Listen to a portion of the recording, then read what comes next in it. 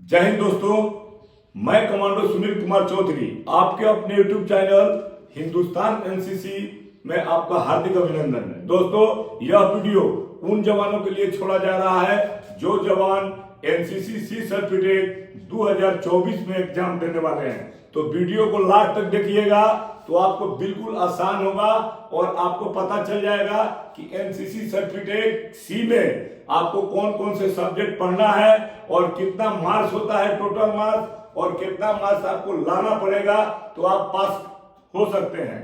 तो दोस्तों, इसमें 3 कैटेगरी का जो है ग्रेड आता है, अल्फा, ब्रेवो और चार्ली। तो आप वीडियो को लास्ट तक देखिए, आपको पता चलेगा कि कौन सा सब्जेक्ट में कितना % नंबर लाना होगा। तो आप अच्छी तरह अपनी तैयारी कर सकते हैं और एनसीसी सी सर्टिफिकेट में अल्फा ग्रेडिंग से पास हो सकते हैं।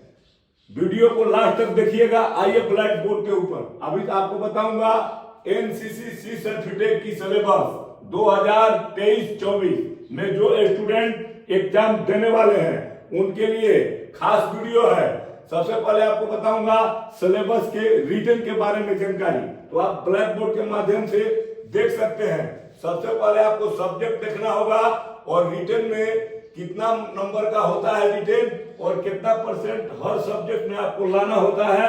तो आप ध्यान से देखिए। सबसे पहले आपकी कार्रवाई होगा ड्रिल जो होता है रिटेन में ड्रिल के बारे में आपको जानकारी, कुछ सवाल पूछी जाती है, जैसे ड्रिल की बुनियादी असूल पूछी जाएगी या ड्रिल की बुनियाद।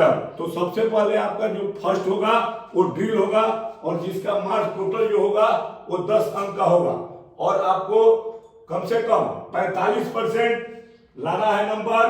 तो आपको 10 में लगभग 4.5 नंबर लाना उचित होता है। दूसरा सब्जेक्ट होता है WT यानी कि वेपन ट्रेनिंग। इसका जो अंक होता है वो 35 मार्क्स का होता है यानी 35 का, और इसमें भी आपको 45% मार्क्स लेना जरूरी है, यानी कि आपको 16-17 नंबर लेना निहायत ही जरूरी है। तीसरा सब्जेक्ट जो होता है मिसलेनियस का होता है, जिसमें आपको जीके जीएस की जानकारी और बाकी की जानकारी होती है। ये जो होता है ये 200 नंबर का होता है, जो कि इसमें भी आपको 45% मार्क्स लाना जरूरी है, यानी कि नंबर लाना निहायत ही जरूरी होता है। और चौथा सब्जेक्ट जो होता है उसमें एमआर, एफसीबीसी और कम्युनिकेशन, ये जो होते हैं ये टोटल 105 नंबर के होते हैं, जिसमें आपको 47 मार्क्स लाना निहायत ही जरूरी है। तो दोस्तों, आप रिटेन के बारे में आपको बता रहा हूं विस्तार से। दोस्तों, आपको हर सब्जेक्ट के अंदर 45% मार्क्स लाना निहायत ही जरूरी होता है। यदि आप सोचते हैं कि हमारा ड्रिल में 80% नंबर आ जाए और एमआर में 30%, तो आपका रिजल्ट नहीं होगा, आपको फेल माना जाएगा। तो दोस्तों, आप 4 सब्जेक्ट को बिल्कुल ध्यान से पढ़िएगा, तभी आप आसानी से पास हो सकते हैं। आपको सबसे पहले बता दिया सब्जेक्ट यानी रिटेन के बारे में।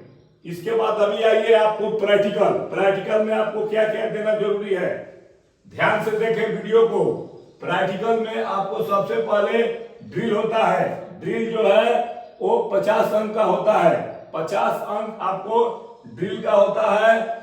WT यानी कि वेपन ट्रेनिंग, यानी कि हथियारों के बारे में जानकारी आपको देना है। खोल जोड़ होगा या उत्पाद पुर्जे का नाम होता है बताने के लिए, उसका जो है 50 अंक होता है।